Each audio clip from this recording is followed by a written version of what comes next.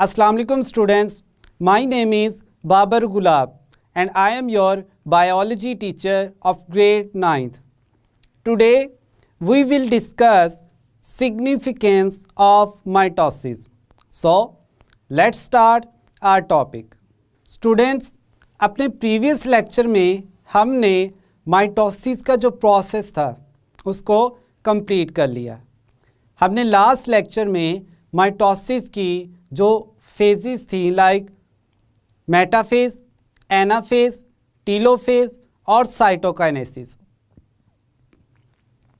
इन सभी फेजेस को हमने वन बाय वन एक्सप्लेन किया. हमने साथ ही साथ जो फर्स्ट फेज थी कैरियोकाइनेसिस की यानी प्रोफेज, उसको भी ब्रीफली एक्सप्लेन किया. माइटोसिस के प्रोसेस में हमने देखा कि डिफरेंट माइटोटिक इवेंट्स जो हैं वो कैसे होते हैं. एक सेल जो है वो टू सेल्स में कैसे डिवाइड करता है. लाइक प्रोफेज से हमने स्टार्ट किया. प्रोफेज में सेल जो है अपना जेनेटिक मटेरियल लाइक क्रोमोसोम्स इसको डुप्लीकेट करता है, सेंट्रियोल्स को डुप्लीकेट करता है जिससे सेंट्रोसोम्स बनते हैं. इसके अलावा स्पिंडल फाइबर्स की फॉर्मेशन होती है. फिर हमने देखा कि प्लांट्स में चूँकि सेंट्रियोल्स प्रेजेंट नहीं होते तो उनमें माइक्रोट्यूब्यूल्स ही जो कि न्यूक्लियस के पास होते हैं वो एग्रीगेट होकर स्पिंडल फाइबर्स बना देते हैं. फिर हमने बात की मेटाफेज की. मेटाफेज में जो मेजर इवेंट था वो था मेटाफेज प्लेट फॉर्मेशन. हमने कहा कि जो क्रोमोसोम्स हैं वो सेंटर में अलाइन अप होते हैं along the equator of the cell और एक प्लेट लाइक स्ट्रक्चर बनाते हैं जिसको हमने कहा मेटाफेज प्लेट. इसके अलावा हमने बात की कि जो राइट और लेफ़्ट साइड पे सेंट्रोसोम्स हैं उनसे स्पिंडल फाइबर्स इलोंगेट करते हैं और क्रोमोसोम्स के सेंटर पे प्रेजेंट काइनेटोकोर के साथ आकर अटैच होते हैं. इनको हमने कहा था कि काइनेटोकोर फाइबर्स भी कह सकते हैं क्योंकि ये काइनेटोकोर के साथ अटैच हो रहे हैं. इसके अलावा हमने बात की कि कुछ नॉन काइनेटोकोर फाइबर्स भी डेवलप होते हैं जो एक सेंट्रोसोम से दूसरे सेंट्रोसोम तक इलोंगेट करते हैं, यानी वो क्रोमोसोम्स के सेंटर में काइनेटोकोर के साथ अटैच नहीं होते. अब नेक्स्ट हमने जो स्टेज एक्सप्लेन की थी वो थी एनाफेज. एनाफेज में हमने बात की कि जो क्रोमोसोम्स के सेंटर्स हैं इन पर centrosomes through the kinetochore fibres एक पुलिंग फोर्स एक्सर्ट करता है जिसके रिजल्ट्स में क्रोमोसोम्स जो हैं वो सेंटर से कट हो जाते हैं, यहाँ के सेपरेट हो जाते हैं इनटू टू इक्वल हाफ्स और क्रोमोसोम्स के जो सिस्टर क्रोमेटिड्स हैं ये अपने अपने रिस्पेक्टिव पोल्स की तरफ मूव करते हैं.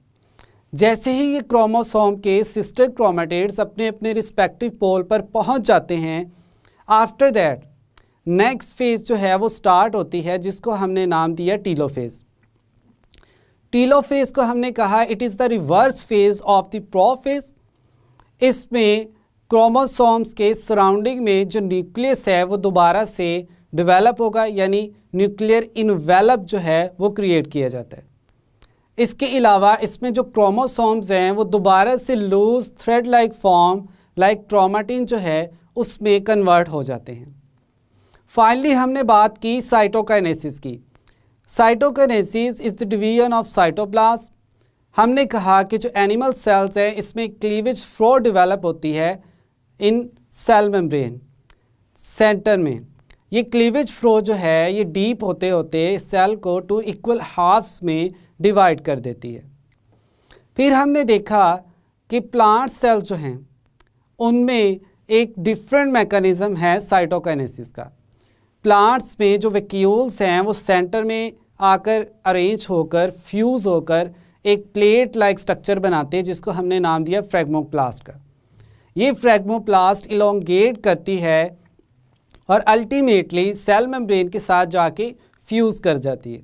तो इस तरह से प्लांट सेल जो है उसका साइटोप्लाज्म डिवाइड होता है. तो यहाँ तक तो था माइटोसिस का प्रोसेस. अब हमने देखना है कि माइटोसिस जो है इसकी सिग्निफिकेंस क्या है. What is the importance of mitosis. Mitosis को अगर ब्रीफली देखें इसमें हम बात करते हैं कि एक पेरेंट सेल जो है उससे 2 डॉटर सेल्स प्रोड्यूस होते हैं। पेरेंट सेल में जो क्रोमोसोम नंबर होता है, डॉटर सेल्स में भी क्रोमोसोम नंबर सेम होता है। Means chromosome number remain same in daughter cells as compare to the parent cell. चूँकि क्रोमोसोम नंबर पेरेंट सेल और डॉटर सेल्स में सेम रहता है, इट मीन्स कि क्रोमोसोम जो हैं उनमें जेनेटिक मटेरियल सेम है। अब पेरेंट सेल और डॉटर सेल जो हैं वो फिनोटिपिकली यानी उनमें सिमिलैरिटी जो है वो 100% होगी, कोई चेंज नहीं होगी। माइटोसिस में हमने बात की थी कि जो ह्यूमन बॉडी सेल्स हैं जिनको हमने कहा सोमैटिक सेल्स, ये माइटोसिस के थ्रू ही डिवाइड करते हैं और रिपीटेडली डिवाइड करके डिफरेंट बॉडी स्ट्रक्चर्स जो हैं उनकी डेवलपमेंट करते हैं। माइटोसिस की अब हम सिग्निफिकेंस को वन बाय वन देखते हैं। सबसे पहले हम जिस पॉइंट को डिस्कस करने जा रहे हैं वो है डेवलपमेंट एंड ग्रोथ, यानी ह्यूमंस में डेवलपमेंट और ग्रोथ जो है वो कैसे होगी from a single cell known as zygote. सबसे पहले हम बात करते हैं कि जाइगोट जो है वो बनता कैसे है। ह्यूमंस में 2 सेक्सेस होते हैं, एक मेल और दूसरा फीमेल। मेल जो है वो स्पर्म्स प्रोड्यूस करता है और फीमेल जो है वो एग्स प्रोड्यूस करती है। ये जो स्पर्म और एग्स की प्रोडक्शन है ये मियोसिस के प्रोसेस के थ्रू होती है, or not through the process of mitosis. Humans में जो टेस्टिस होती हैं उनमें स्पेशलाइज्ड सेमिनिफेरस ट्यूब्यूल्स प्रेजेंट होती हैं। इन सेमिनिफेरस ट्यूब्यूल्स में स्पेशलाइज्ड सेल्स जो हैं उनसे स्पर्म्स की प्रोडक्शन होती है।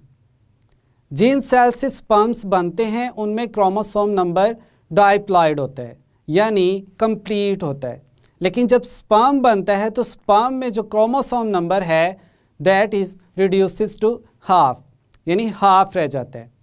अगर पेरेंट सेल जिससे स्पर्म बन रहा है उसमें क्रोमोसोम नंबर है 46, तो स्पर्म में जो क्रोमोसोम नंबर है वो सिर्फ 23 रह जाएगा, क्योंकि ये मियोसिस के थ्रू बन रहा है। अब सिमिलरली जो एग्स हैं वो फीमेल में प्रेजेंट ओवरीज के फॉलिकल सेल्स में बनते हैं। अब एग्स जो हैं वो भी मियोसिस के थ्रू ही बन रहे हैं, तो उनमें भी क्रोमोसोम नंबर जो है हाफ होता है, लाइक 23। अब इस इमेज में अगर आप देखें, स्पर्म के पास जो क्रोमोसोम नंबर है वो है 23, एग के पास जो क्रोमोसोम नंबर है वो भी है 23। अब ये दोनों जो एग और स्पर्म्स हैं ये फ्यूज़ करेंगे और एक डाइप्लॉइड सेल बना देंगे जिसको हम कहते हैं जाइगोट। अब जो जाइगोट बना है उसमें क्रोमोसोम नंबर दोबारा से क्या हो जाएगा, डाइप्लॉइड मीन्स कंप्लीट। अब जाइगोट में 46 क्रोमोसोम नंबर है। यहाँ तक जो प्रोसेस था वो था फर्टिलाइजेशन का प्रोसेस। अब डेवलपमेंट जो है वो जाइगोट बनने के बाद स्टार्ट होती है। जाइगोट तक जो है वो फर्टिलाइजेशन का प्रोसेस था। Now the process of development will be start. अब जाइगोट में चूँकि क्रोमोसोम नंबर 46 है, अब ये डिवाइड करेगा माइटोसिस के थ्रू, क्योंकि इस जाइगोट से कंप्लीट ह्यूमन बेबी जो है उसने डेवलप होना है। अब सारे के सारे जो बॉडी सेल्स हैं वो क्या होते हैं, डाइप्लॉइड, यानी उनमें क्रोमोसोम नंबर जो है 46 होता है। तो जाइगोट में भी क्या है, क्रोमोसोम नंबर 46। अब ये जाइगोट जो है ये सिंगल सेल है, ये डिवाइड करेगा, डिवाइड करते करते ये एक मैस ऑफ सेल्स बना देता है जिसको हम एम्ब्रियो भी कहते हैं। अब एम्ब्रियो जो है उसमें डिफरेंट लेयर्स प्रेजेंट होंगी और उन लेयर्स से फर्दर जो बॉडी ऑर्गन्स हैं, डिफरेंट बॉडी ऑर्गन्स वो डेवलप करेंगे। हमारे पास जो मेजर लेयर्स होती हैं उनको हम कहते हैं मेसोडर्म, एंडोडर्म और एक्टोडर्म्स। ये 3 मेजर लेयर्स होती हैं जो ह्यूमंस के एम्ब्रियो में प्रेजेंट होती हैं। अब इन लेयर से डिफरेंट बॉडी पार्ट्स जो हैं वो फर्दर डेवलप होंगे।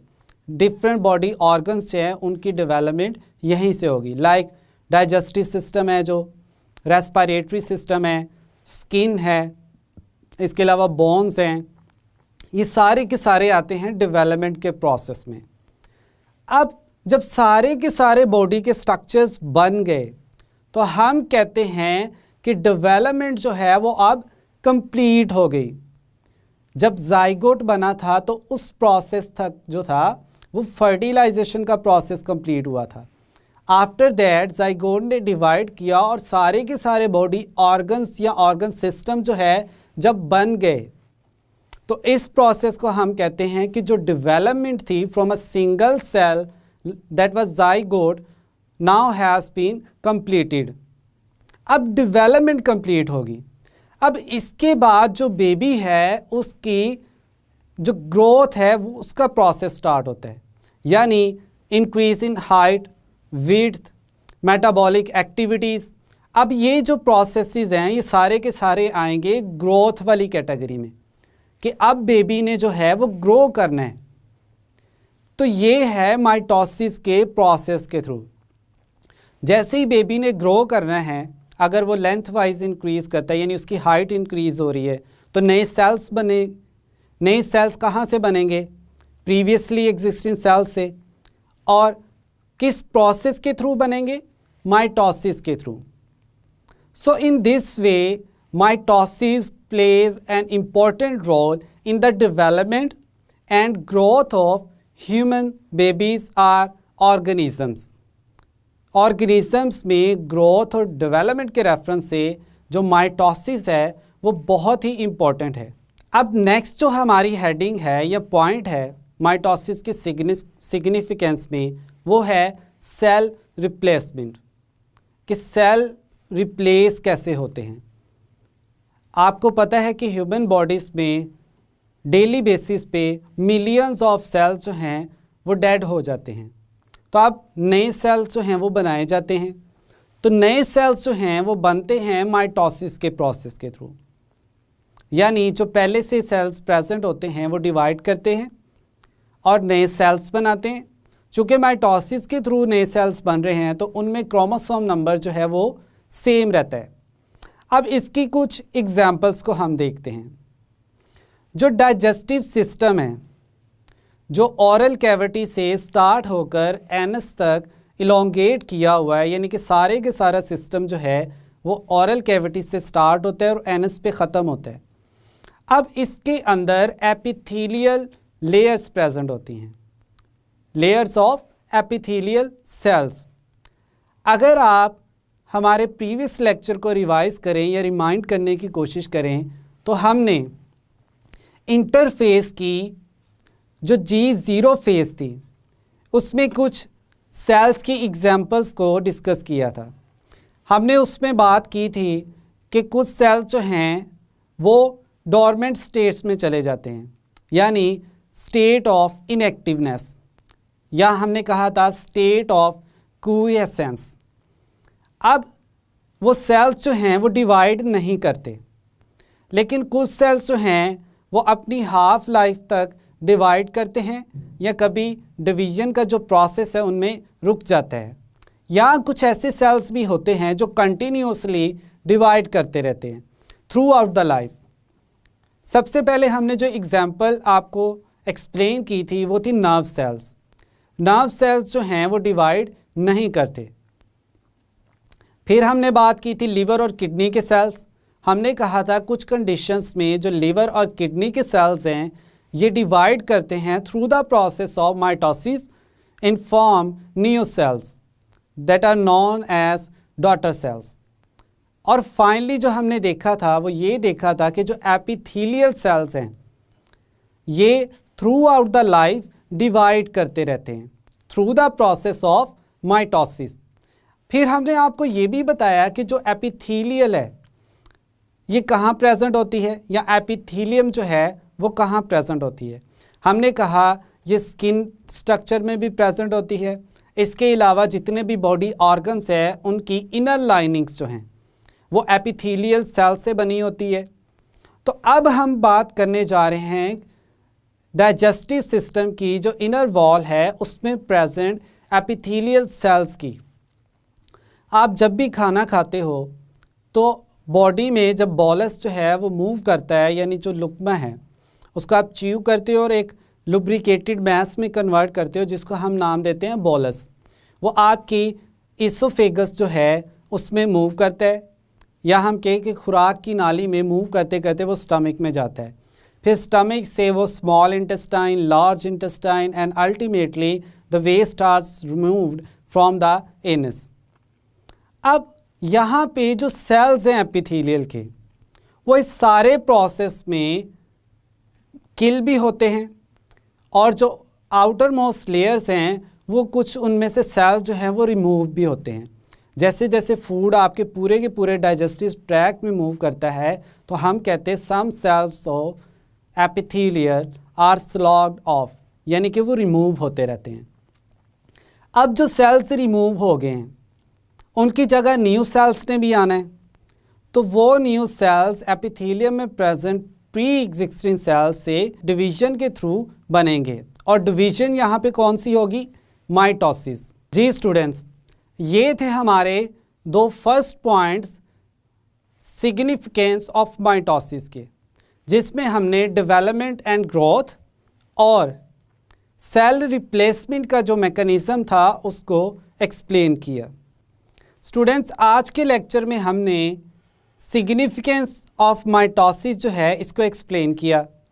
हमने स्टार्ट किया डेवलपमेंट एंड ग्रोथ से, और फाइनली हमने जो बात की वो की सेल रिप्लेसमेंट की। डेवलपमेंट एंड ग्रोथ में हमने एक्सप्लेन किया कि कैसे सबसे पहले जो सिंगल सेल है लाइक ज़ाइगोट वो ह्यूमंस में डेवलप होता है, फिर उसके बाद जो सिंगल सेल है यानी ज़ाइगोट ये डिवाइड करता है through the process of mitosis, और डिवाइड करके सारे के सारे जो बॉडी ऑर्गन्स हैं वो इससे डेवलप होते हैं। हमने कहा कि ज़ाइगोट से पहले जो है वो ज़ाइगोट का बनना जो है वो फर्टिलाइजेशन के प्रोसेस के थ्रू होता है, यानी ज़ाइगोट बन गया फर्टिलाइजेशन के प्रोसेस में। अब इसके बाद इसकी डिवीज़न होती है और पूरे का पूरा जो बेबी बनता है वहाँ तक का जो प्रोसेस है वो है डेवलपमेंट का, यानी सारे के सारे जो ऑर्गन्स हैं या ऑर्गन सिस्टम्स हैं वो अब डेवलप हो चुके। आफ्टर दैट जो है वो बॉडी का जो मैस है या उसकी लेंथ है वो इंक्रीज़ करती है, and that process is known as growth. यानी जो ऑर्गन्स बन चुके हैं या बॉडी में स्किन है या बोन्स हैं, अब इनमें इलोंगेशन होगी। अब जो ऑर्गेनिज्म है उसकी हाइट, उसका बॉडी मैस ये इंक्रीज़ करेगा, तो इस प्रोसेस को हमने नाम दिया ग्रोथ का। फिर हमने कहा कि सारे के सारे जो सेल्स हैं वो ज़ाइगोट से ही बन रहे हैं through the process of mitosis. तो इस तरह से माइटोसिस जो है वो एक सिंगल सेल से कंप्लीट ऑर्गेनिजम्स के बनने में इम्पॉर्टेंट रोल प्ले करती है। After that we discuss cell replacement. हमने बात की सेल रिप्लेसमेंट की, जिसमें हमने बताया कि बॉडी में कुछ सेल्स लाइक एपिथेलियल सेल्स जो हैं वो रिमूव हो जाते हैं। फॉर एग्जांपल हमने डाइजेस्टिव सिस्टम की इनर लाइनिंग जो है उसकी बात की, तो उसकी जगह अब न्यू सेल्स का बनना ज़रूरी होता है। तो न्यू सेल्स जो हैं वो माइटोसिस के थ्रू ही प्री एग्जिस्टिंग सेल्स से बनते हैं। फाइनली हम ये बात करते हैं कि जो माइटोसिस में न्यू सेल्स बनते हैं वो अपने पेरेंट सेल्स से 100% सिमिलर होते हैं। Now the question is here, why daughter cells are 100% similar to the parent cells? Answer इसका ये है कि जो पेरेंट सेल्स हैं वो अपनी जीन्स डॉटर सेल्स में पास करते हैं, और जो क्रोमोसोम नंबर होता है वो सेम रहता है, कोई उसमें चेंजेस नहीं होती। तो इसी वजह से जो डॉटर सेल्स हैं वो पेरेंट सेल से 100% सिमिलर होते हैं। तो ये था स्टूडेंट आज का हमारा topic. I hope now you have a clear idea about significance of mitosis and its first two heading like development and growth and cell replacement। मिलते हैं नेक्स्ट लेक्चर में। अल्लाह हाफिज़।